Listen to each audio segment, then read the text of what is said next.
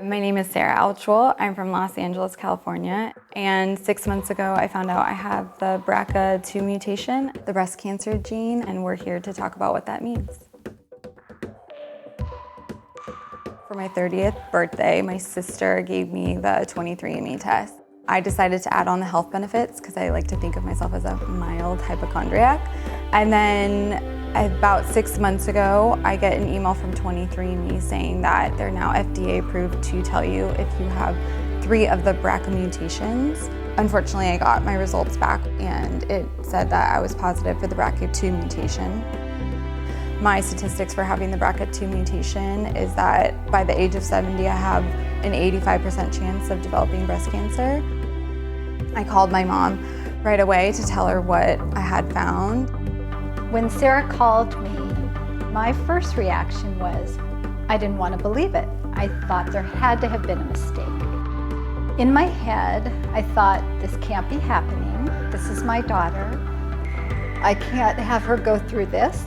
But then I knew that I had to really get involved, and I put on my mom hat and I went to the computer because I thought the first step is really find out what we're dealing with, and by doing research, we would have a sense of power.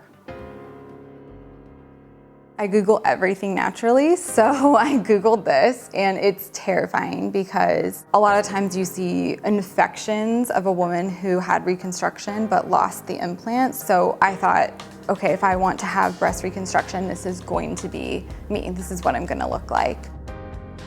When I was struggling with what my options were, there's a lot of amazing resources that I turned to. First, I found a couple forums right away with other women that have been affected by the gene. Second is I found Real Self. I did a lot of research through Real Self to find which doctor I wanted to go to. I was able to look at each doctor's before and after photos, so for me to be able to see their actual work made a huge difference. I found Real Self to be a great resource because I felt like the reviews were really honest. You have to kind of go with your own instinct.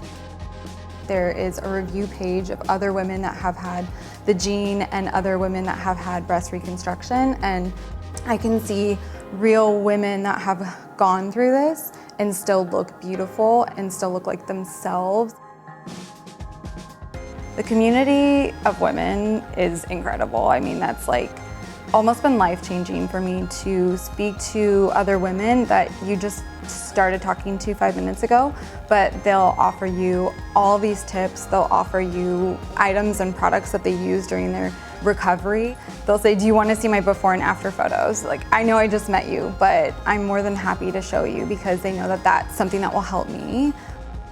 In a lot of my Facebook groups, there's all different women. So there's women who are previvors, there are women who are just doing surveillance, there are women who are going through chemo. That helped inform my decision of listening to women's stories who have cancer and trying to decide if I was ready to have the double mastectomy or not at a younger age. And hearing these stories really helped shape my decision of why I wanted to do it sooner rather than later.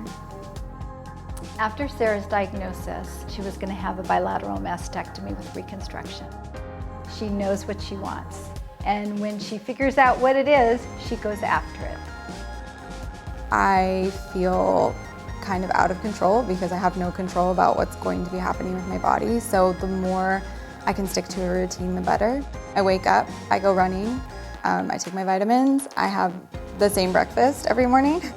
And then when I was having a really hard time, I had a journal that I would write every day of what I wanted to accomplish for that day. And then I would also write 3 things I was grateful for to remind myself of the positives in my life.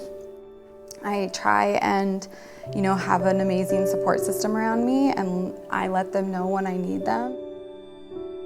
This has been the hardest time of my life, but if I can share my story with someone else and help them the way other women's stories have helped me, if I can share my story and make it a little less scary, or if I can help someone decide that they want to be tested, then I understand why this is happening to me.